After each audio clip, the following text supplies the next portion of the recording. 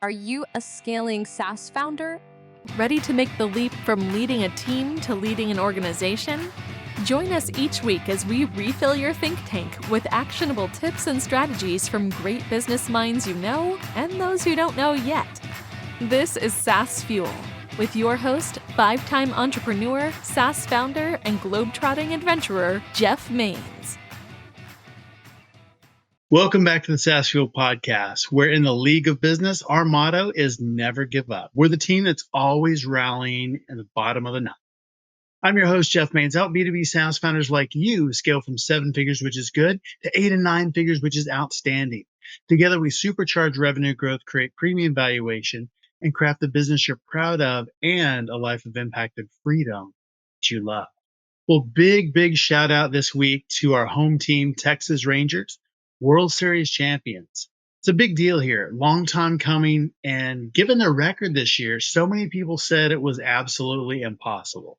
So congratulations to a team accomplishing the impossible. Game one, bottom of the ninth, Texas was down 5-3. Statistically, 10% chance of winning. It's a terrible place to be. Runner on first, and Seager cracks a home run to tie it up 5-5 into extra innings. And nothing happens in the 10th. And then in the 11th, Garcia singles to bring in the winning run. Absolutely amazing. I love high-scoring games. Baseball, when it's 0-0, pitchers are throwing shutouts. It's not that interesting to me. But I love high-scoring games. And game two was one of those high-scoring games, but the Rangers lost 9-1. I don't like those high-scoring games, when a team loses. So it's like, okay, was the first win a fluke? I mean, that's a pretty significant spank in there. But it was a very competitive and exciting series, and it wasn't a fluke.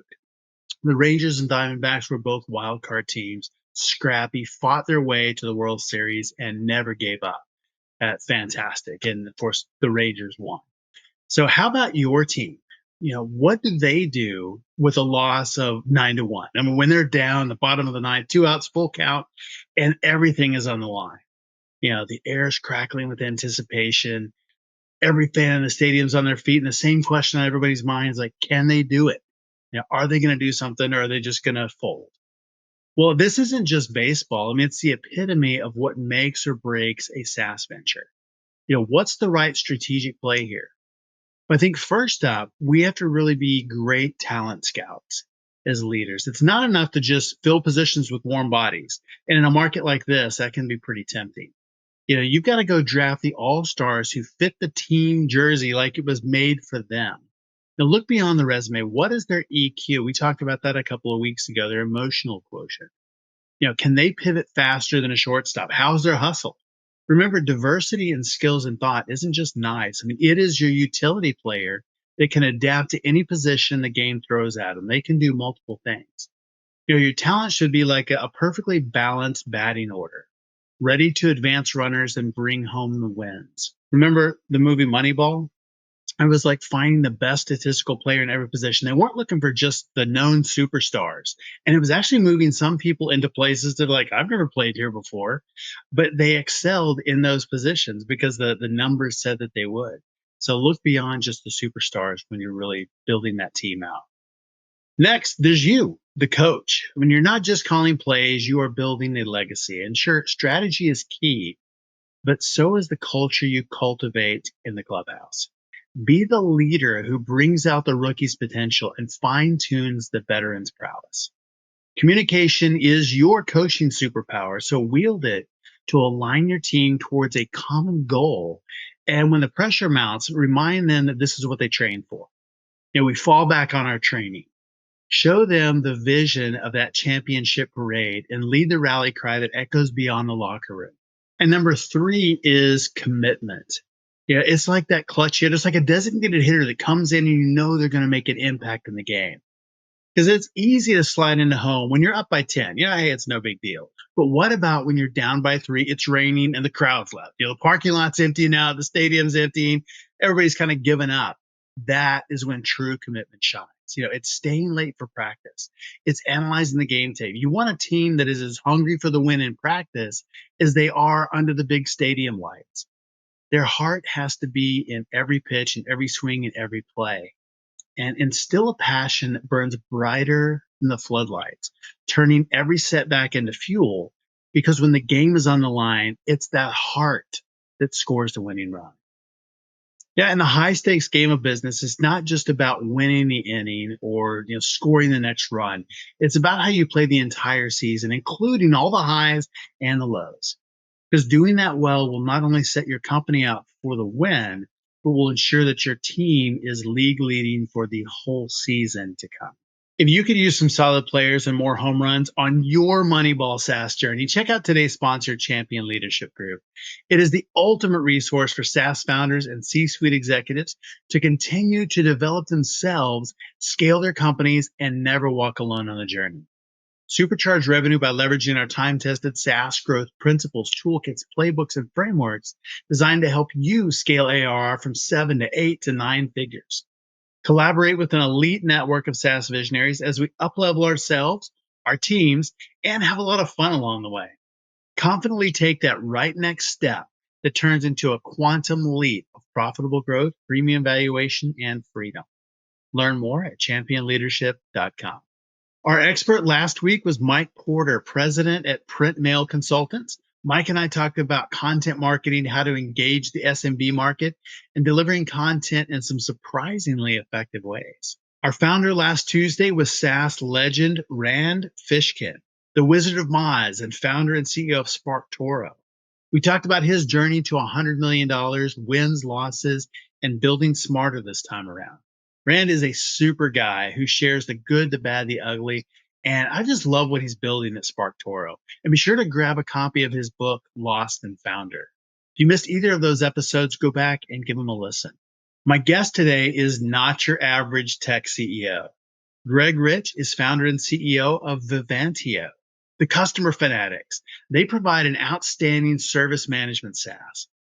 Greg's journey into the world of customer service began at 13 years old, rooted in his family's business, and melded service with technology, leading a world-class help desk. He started Vivantio in the early 2000s to bring service to the cloud. Vivantio was founded on the idea that great service starts at the core of any organization.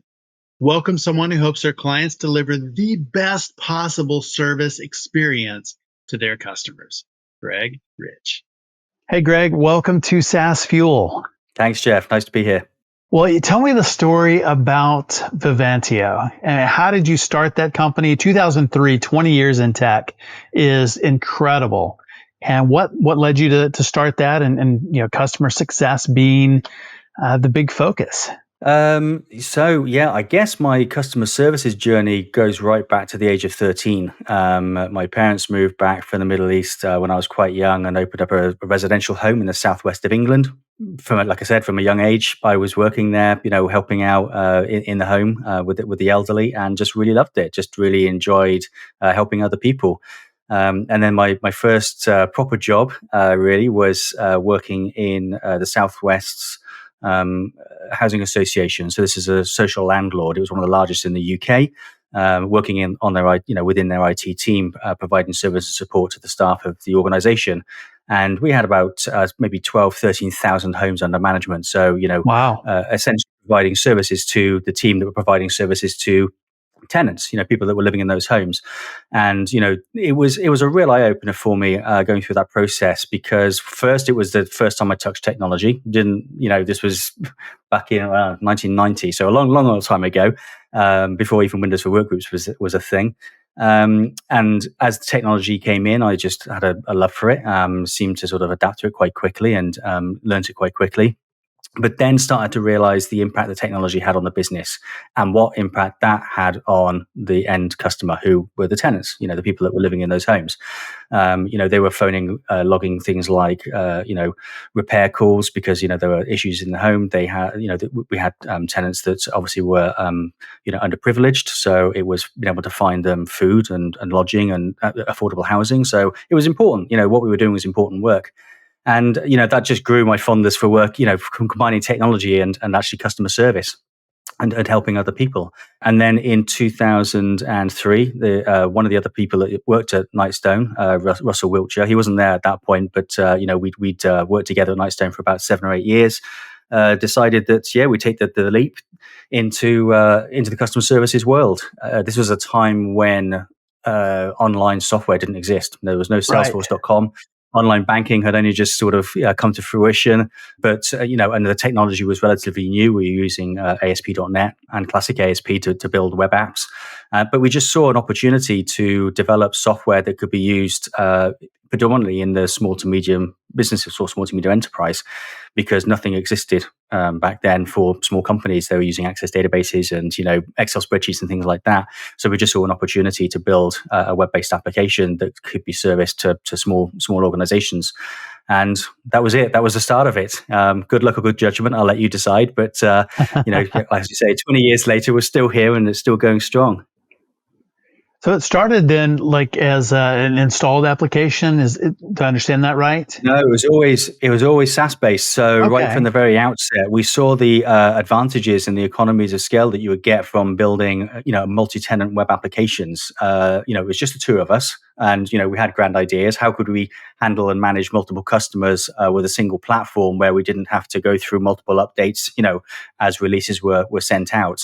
So we just saw efficiencies that came from web-based applications with a single code base, but separating the sort of database architectures per customer, and what that meant from a scalability perspective. That makes a lot of sense. So you were SaaS before SaaS was, right? Before exactly. SaaS in fact, it wasn't called SaaS. It was called, it was called. We called it on demand. That's how long ago it was. It had a different name. I started in 2005, and back then it was ASP. ASP, application service provider. Absolutely, application service provider.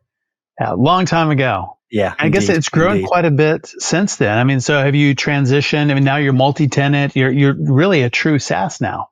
True SaaS provider, absolutely. Yeah, and we still reap the same benefits of scalability that we did even back then. I mean, the technology has changed considerably over that time, as has the infrastructure. The way in which we can service, multiple customers with, containers within Azure, is just, completely different to the architecture that we used, 2 decades ago, or even 2 years ago, in fact. But that's great. That just allows us to scale more quickly and more evenly, or being able to increase as demand increases. We can, increase the scalability of those servers to ensure that customers aren't affected, through high processing units and things like that. So it's the technology has really helped support what we do. I mean, 20 years is an eternity in tech, and I think that's really, really cool. That you've been around that long and have made the different pivots along the way, and stayed ahead. I mean, because technology goes so fast and constantly evolving. How do you make sure that Vivantio stays ahead of the curve and continues to innovate? Well, I suppose, we've got a great team around us, but we've always been a creative, innovative company, even from, as I said, even from the very early days, coming up with an on-demand solution at the time was ahead of its time. And so I suppose we constantly challenge ourselves to come up with new ideas or to think differently about how we might be able to, improve customer service and customer experience, and also, the impact it has on the agent, the user that's using the product. I'm one of these people that likes using software that's nice to use. It has to be effective, it has to be efficient, and I have to be able to understand it. But obviously, if I'm working within an environment for several hours a day, that has to be, a good experience for me. And that obviously relates then to the experience that you give to your customer potentially, especially if you have the tools around you that enable you to do your job properly. So I guess, it's just constantly challenging ourselves. And of course, things come out within technology. AI is an obvious big one at the moment, and we've been talking about AI for 10 years, in all honesty. It's not really being true AI until, the last couple of years with the evolution of, ChatGPT and things like that. But we look at those and say, well, how can we utilize that within our industry? Right. How can it help achieve efficiencies or provide agents or end customers with a better experience, and what impact does that have on the business? So it's a combination of multiple things. We're tech geeks at the end of the day, so of course anything that we see that looks cool and great, and we think that can add value to our products and services and to our customers, then we jump all over it. Yeah. Well, for those listening, can you define, what is it that you do? What is a service management SaaS, and who needs it, and why would we benefit from having one? Yeah, so Vivantio is an enterprise service management platform really aimed at the B2B service and support mid-market. And the type of customers that use Vivantio are the type of customers that are needing to scale their service operations. So they may be using, like an entry-level case management system to field requests from customers or internally from staff, support requests or requests for help or service. And those are growing teams, and in an age of digital transformation, that the number of requests that are coming into service teams now has quadrupled in the last 2 or 3 years. And so these are teams that are looking to find more efficiency in the way in which they deliver service to customers whilst improving the customer experience. That's the big key here. It's kind of doing more with less. How can they become more efficient? How can they optimize service delivery? How can they allow customers to help themselves more, if they want to? And if the customer does reach them, how can they be, more efficient in providing a solution to that customer's, query or request? So that's what Vivantio does. We provide, a platform and a solution that enables scaling teams to become more efficient. As a great solution as well. Thank you. And being in the space that you are, customer service management, that has to be a super priority inside your company as well. So how do you do that? And how do you provide that great service from top to bottom and make that a priority for everybody?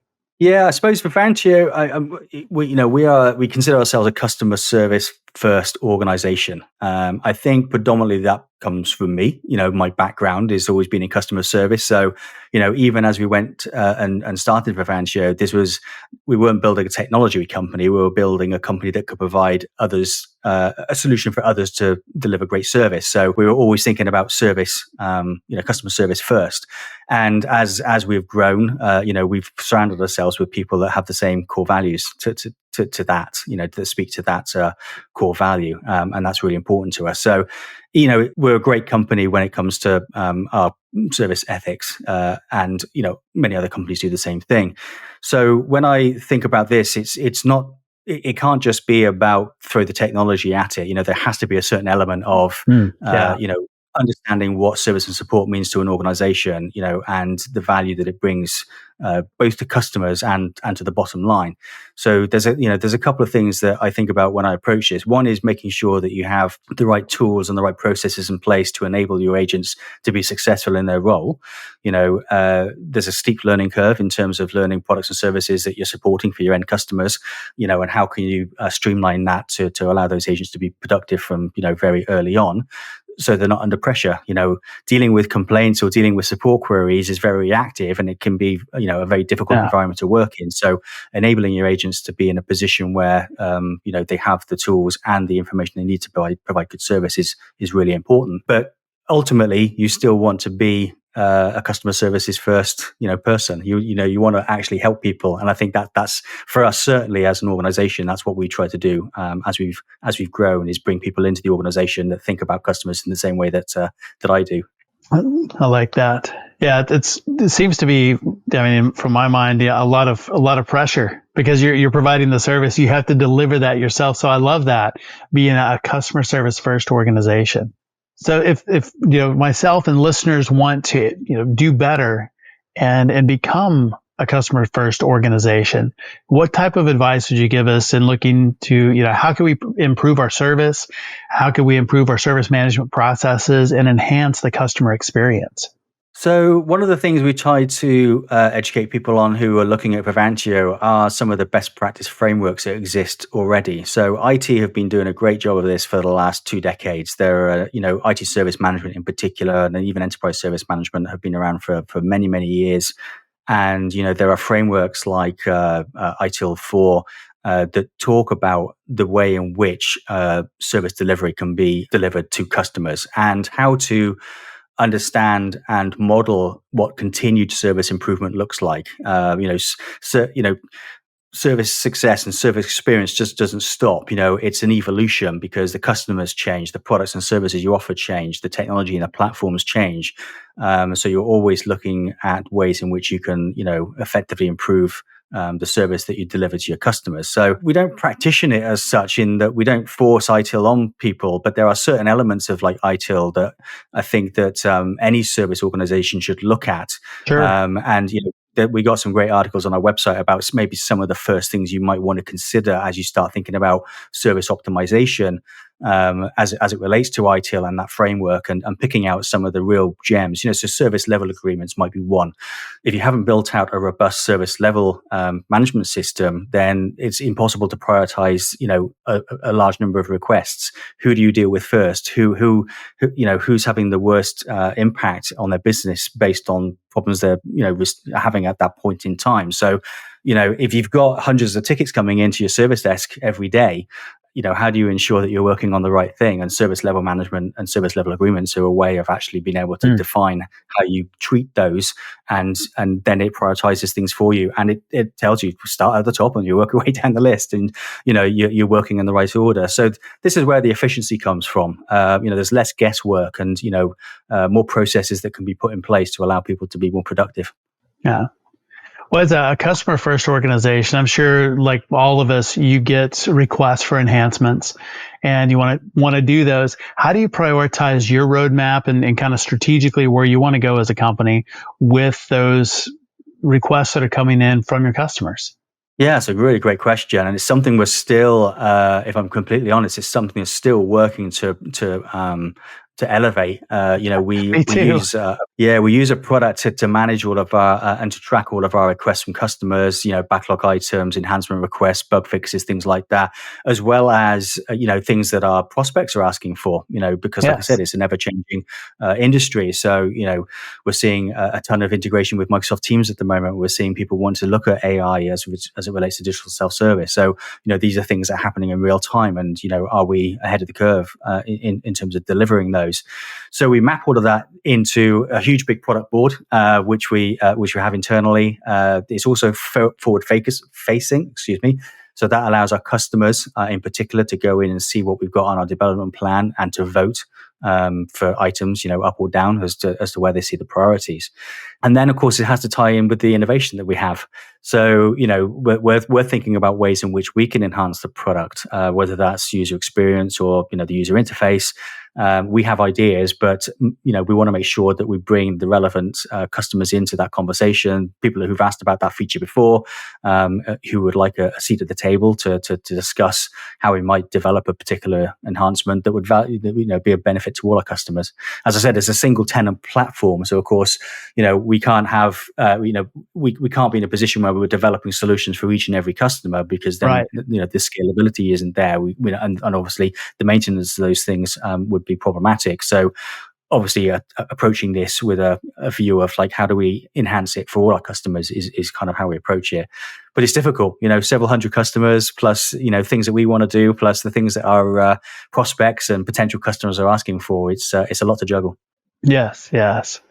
Well, as a CEO, what role do you play in fostering a culture of innovation within the company itself?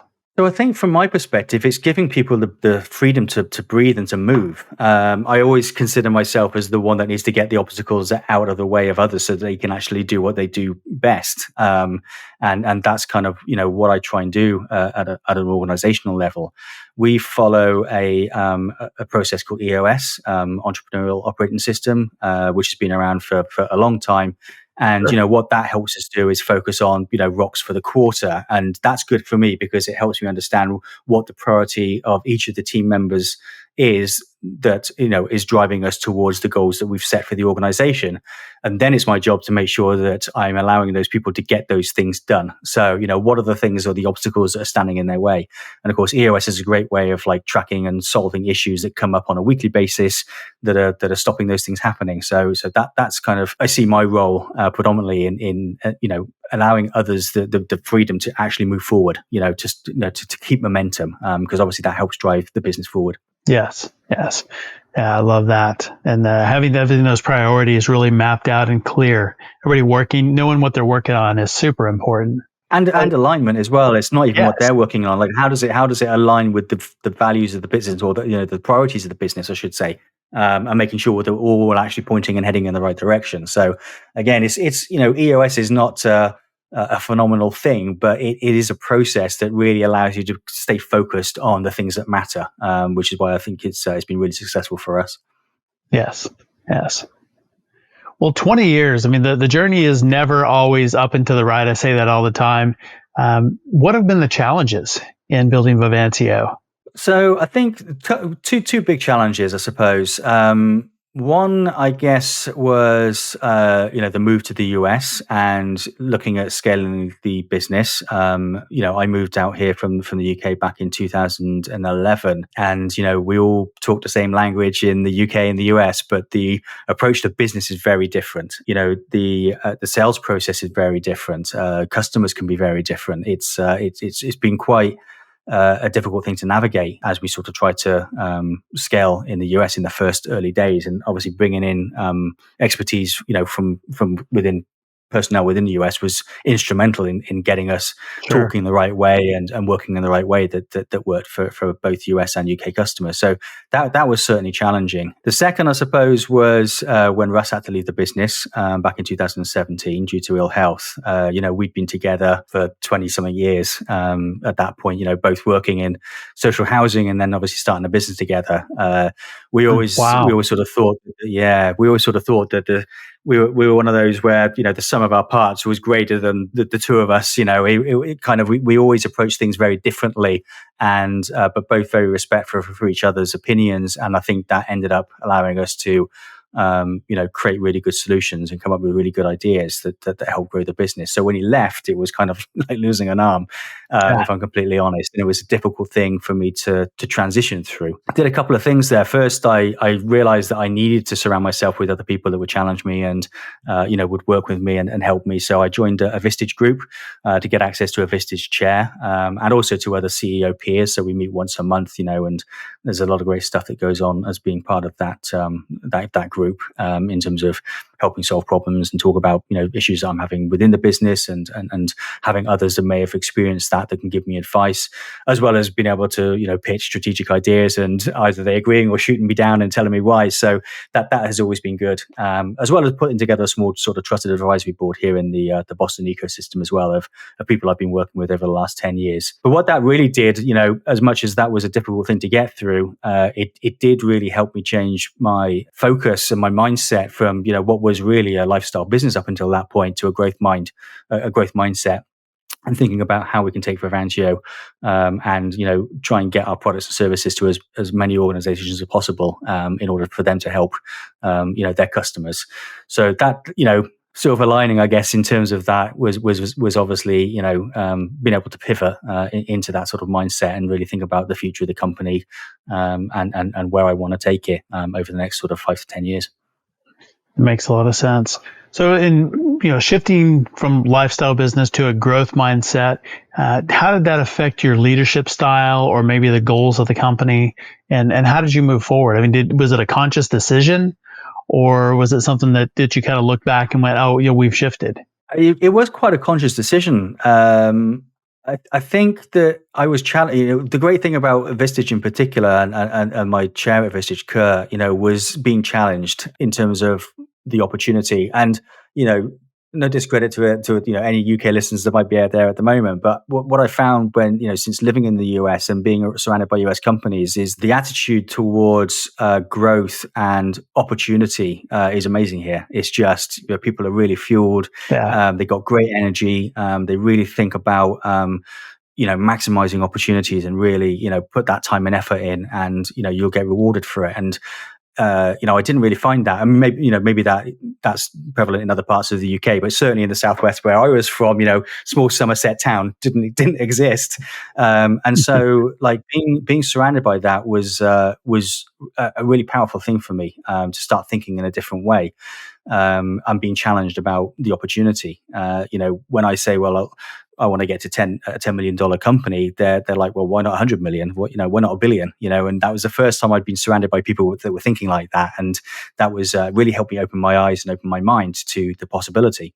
I think it was a conscious decision, to say that the market, doing the research, looking at the TAM and the SAM and the SOM, and understanding what the opportunity is that exists, who our competitors are, whether we have a niche in the market, and then taking a step back and saying, no, there is an opportunity here. We can be $100 million company. We can be a unicorn.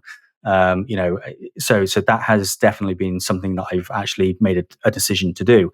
And you're right, that then changed the course of the company. It changed the way in which I thought about growth. So, we went and raised a couple of million in debt equity at the start of last year to help, fuel this. We're looking now for an equity round towards the end of this year, early next year, to help with our growth plans.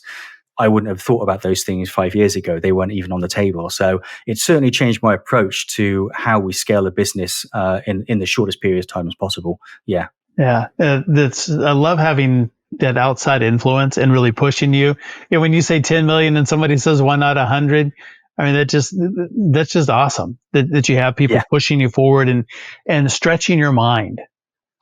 That's it. Exactly. Yeah. I think it was Napoleon Hill. He said, "A mind once stretched can never return to its original shape." And I think that's true. That's a really good point. Yeah, it absolutely is. It absolutely is. Yeah, if I go back and look at myself, 5 years ago, it's like I couldn't go back to that. Yeah. I've seen too much and I've heard too much now to go back. That's good. So, if you could go back and tell your younger self something, give yourself, one piece of advice, what would that be? If I was being humorous, I'd say look after your knees. But I think I should have, I left it a long time after Russ left to kind of like regroup and regather. And I should have realized and learned that, having those people around you. I've got a great COO as well, Andy. It's a huge rock for me. Great friend, great mentor, and it helps keep me grounded. But I think making sure you surround yourself with really bright, smart people that are willing to challenge you, that are empathetic and willing to work with you. I should have done that earlier on. Yeah, and as I was losing people along the way, maybe like Russ, I should have realized that void needs to be filled quickly for me to continue to drive forward. So I think that would probably be one of the things is I would have tell myself, early on is just surround yourself with smart people, and they'll look after you. Yeah, that's definitely true. So, any big surprises along the journey? Things that you thought that were going to go one way and went another, and it could be better or worse. But anything that has surprised you in building Vivantio? The challenges, I suppose, as it relates to growth, have been we've gone through a pretty difficult period over the last few years, and so much has changed. I still struggle personally. I've got a great team around, but thinking about demand generation and the sort of go-to-market strategies, the people we sell to now are different than the people we sold to 10 years ago, and the buying patterns and behaviors of those people have changed considerably. So the adapting to the changes in the marketing, the PR, the getting the name out there has been certainly a challenge. I have to say, and it's not a black art, but it's sometimes. I said there are some days it feels like it is. Absolutely. I can relate to that. That has been one. Yeah, and again, I think I mentioned it before, but moving to the US seemed like an easy thing to do. Like I said, sure. Similar problems, similar challenges in terms of the technology. We all talk the same language. There's a lot of commerce that happens between our two countries, but it was harder than I thought. That move was more difficult than I expected it to be, and had to pivot and adapt in order to be successful in the US. So that was a surprise. When we came out here, and it didn't just land and expand on day one. Yeah. Sure, sure. Well, we have a fair number of listeners that are outside of the U.S. and some of them are moving into the U.S. market. Talk a little bit more about that and what that journey was like and how you had to adapt. Yeah, so I mean, it's both professionally and personally, it's a challenge. Like I said, it's for anybody that's either gone through it or people that are thinking of going through it or going through it now. Whether you're going, moving to the UK or moving to the US, it's very different. The lifestyle is different. The terminology, the technology is different. There are it's even from a personal perspective, it wasn't a challenge, but it was a learning curve. Even from saying, well, I need to hire a car. It's like, what do you mean hire a car? You're trying to lift it off the ground? It's like, no, I need to rent a car. Oh, Right. rent a car. And so it's just, there were just like crazy things like that would happen you're sitting there Googling saying, well, what's the American equivalent for this? And it was, it's something that was interesting to get through. Professionally, I think I was really lucky from day one. I had a lot of support from the UK trading industry as we moved out here, and they made some really great connections from day one, from sort of landing here, who are still, they're actually, one of them is part of my advisory board now. Still, the second person I met, professionally from moving to the US. Wow. So there are a lot of great organizations that are here now that help with that transition to another country. And I think, using someone like the UK trading industry or, Chamber of E-commerce and things like that, they can put you in contact with organizations that have done this before and understand, what it's like to move from one country to another and how to build out a business, and they can start making connections as well, whether that be from financials to marketing and sales, from finding, employees, recruitment agencies, whatever that might be. That was instrumental for me on day one, is just surrounding myself with people that understood the challenge I was going through, understood, what it was like from moving from the UK to the US, and had other customers and clients that had gone through that process. And I could just, reap the benefits of their expertise. So I would say anybody that's going through that process, absolutely, try and find an organization that has experience in doing this, and lean on their experience, because it's pretty daunting. It's like I said, it's very different, culturally, and great. Don't get me wrong. I've been here 12 years now. I absolutely love it here. So it's not like it's a challenge, but it was a challenge moving. It was difficult, both for me and the family. Yeah, absolutely. It is different, and I think that's true. No matter what country it's from, but you would think that the UK and the US would be very, very similar, and there are some similarities for sure. But it is very different in business and in terminology and the way that people work and how sales, just the way that meetings go and demos and that kind of thing. It's all different. It is, absolutely. What I found, what's been positive here is merging those two things together. So, we found that, whether it be through sales and marketing, sales in particular, the way in which we handle demos or work with customers, in a pre-sales environment, there's great complements that like the UK and the US teams coming together can offer when developing solutions, because similarly they come at it with different perspectives, and that actually ends up being a really positive thing. So we have sales engineers working with salespeople that are both from different countries, and swapping in and out. Professional services is exactly the same. We have some professional services people working on US customers and vice versa. And I think because it brings a different perspective, it actually ends up being really advantageous for the customer, which is great. And the teams get to collaborate and they get to work together. And there's a lot of jokes about, some of the sayings that we have and the colloquialisms that we come out with now and again, which can be funny. And it actually creates a really interesting and collaborative working environment. I've really enjoyed watching it. The two teams grow. We're about similar size in terms of the UK and the US now in terms of number of personnel, and Nice. it's a very collaborative and really fun environment. Yeah, there's a lot of fun that goes on. Hard work, but a lot of fun. Yeah. Did you see the same kind of differences in customer service and how that worked? Service delivery models being different in different geographies? Less so, I have to say. Actually, no. I think the way in which you approach customer services for the organisations that utilize Vivantio is very similar across the board. They're facing very similar challenges at the moment across all industries as well. I mean, not even countries, but across industries too. With the tech shortage that we're seeing across both continents at the moment in terms of technical skills. Nobody has really gone into the tech industry in the last 5 to 10 years. Lots of engineers engineers, but nobody really in traditional IT support or IT service. Not is a challenge for most organizations. So as the demand has increased, I can't remember what Gartner said now. It's like 1.4 million jobs are currently unfilled at the moment within Yeah. tech. So, well, who's providing that service?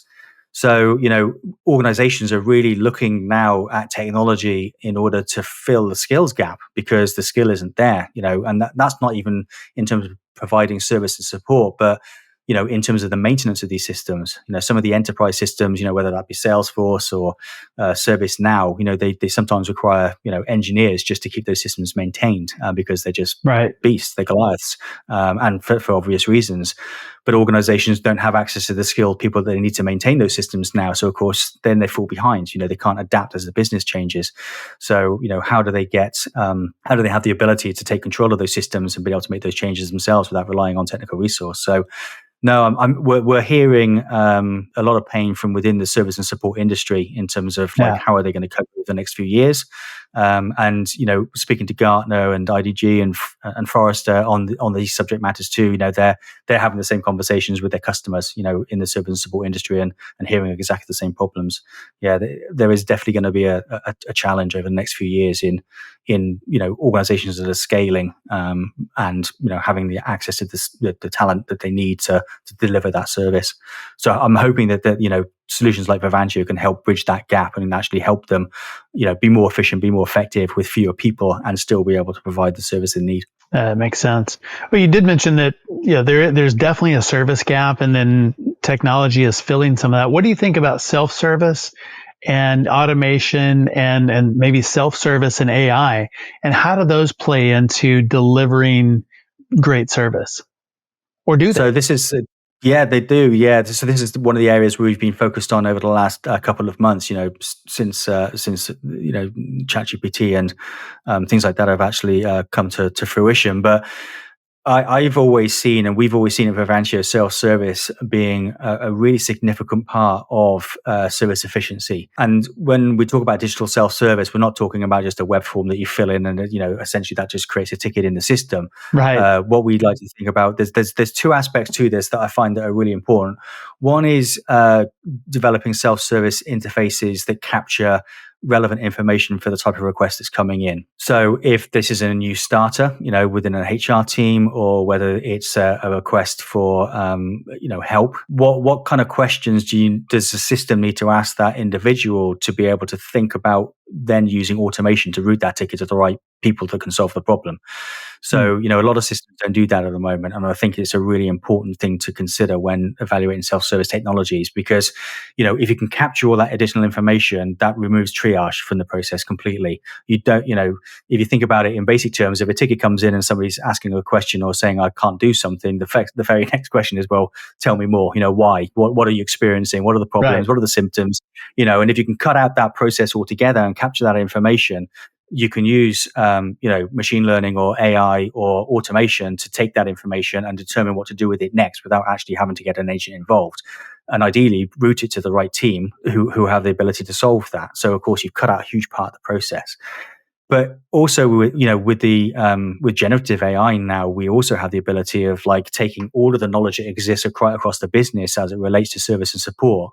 In the old days, they would type in a query or search something on self-service and they get a big long list of articles that might be able to solve their problem, clicking through and kind of trying to mesh it all together. But now we have the ability of taking that information, looking across not just the knowledge base, but across known problems and solutions that have been solved within the service management system before, and creating an output that might actually solve that problem for the end user immediately. So it has the ability to actually cut out the whole service arm altogether by providing the end customer with the ability to get to the information they need immediately without actually having to go through the service team. So I think it has a lot to offer. Absolutely, yeah. I think there's always there is always going to be a need for an agent in this process. I don't see these technologies removing agents from the process. Solutions can be complex, especially in the B2B world. in particular. They can require a lot of people to get involved. They require changes. They require a lot of analysis. So clearly agents are going to be involved in the process, but providing the agents with as much information up front so they can be productive from the moment that ticket comes in, is helps both the customer and the service team.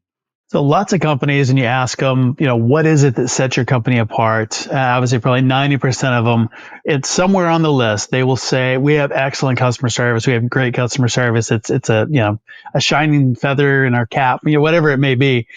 But it's not always the case because, we're consumers and we're in the market, and, service is not always stellar. So what misconceptions do you think are out there around customer service or service management? And how do you debunk those misconceptions or myths? Give me an example. What sort of thing you're thinking of in terms of a misconception? Maybe that we have great customer service. Well, what does that mean? What is that really? What's underneath that? It's I haven't got the stat in front of me and I can't remember the exact numbers, but there's a number of statistics now that talk about organizations that know that they need to compete on CX, but only a fraction of them are actually able to do it. Right.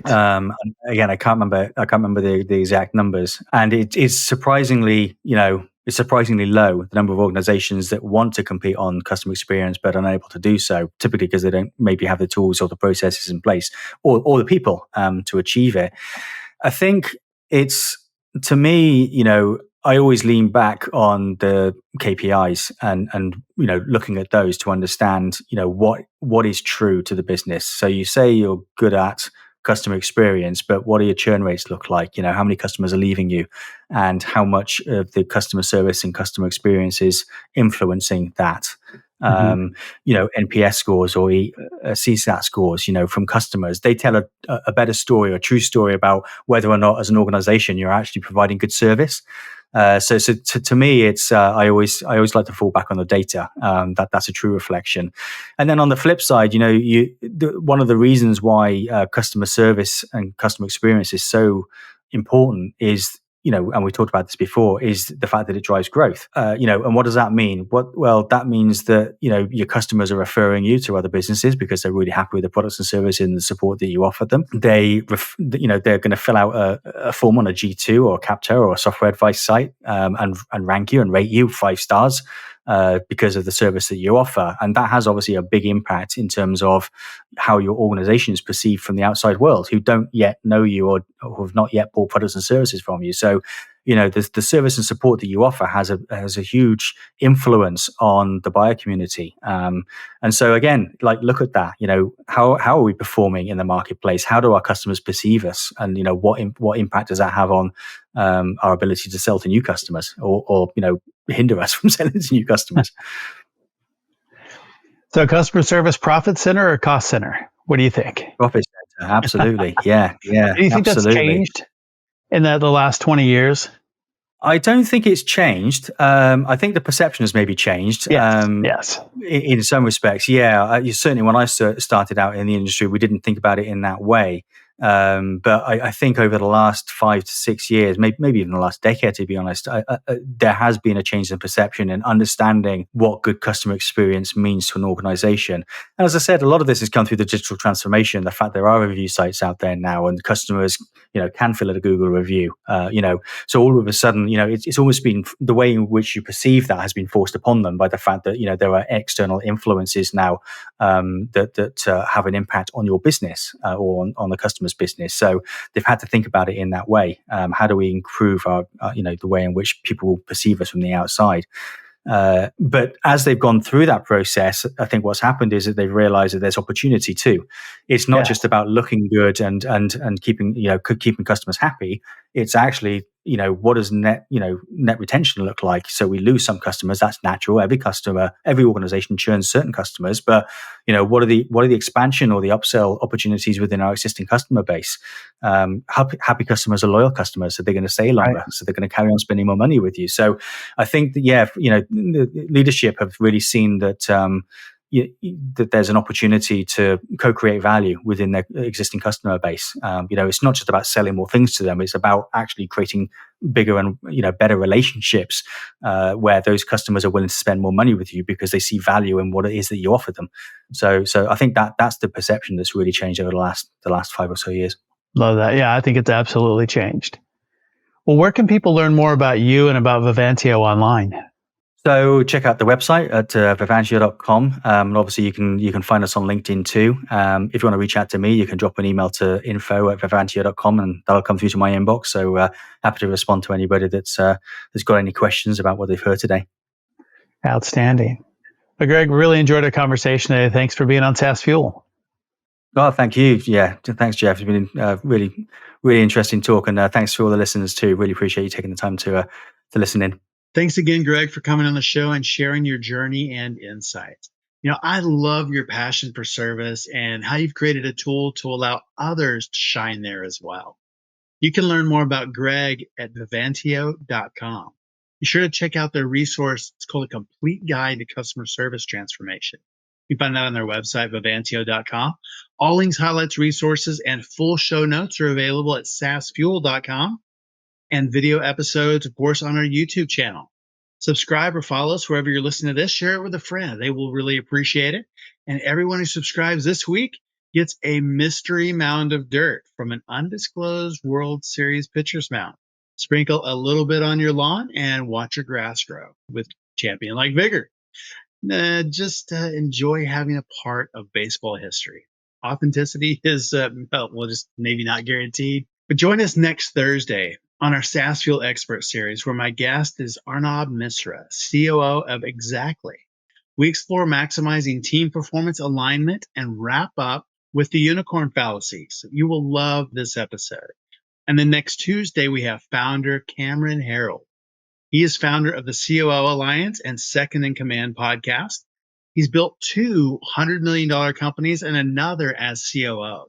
We'll be talking about what makes a great second in command, the role of the COO, and how the roles of CEO and COO complement each other. So I will see you next time. And as always, enjoy the journey. Thanks for listening to SaaS Fuel. Full show notes for each episode, which includes a summary, key takeaways, quotes, and any resources mentioned, are available at saasfuel.com. Be sure to follow and subscribe wherever you listen to podcasts. And if you're enjoying the content and getting value from these episodes, please leave us a rating and review at ratethispodcast.com/SaaSfuel. We'll be sure to read these out on future episodes.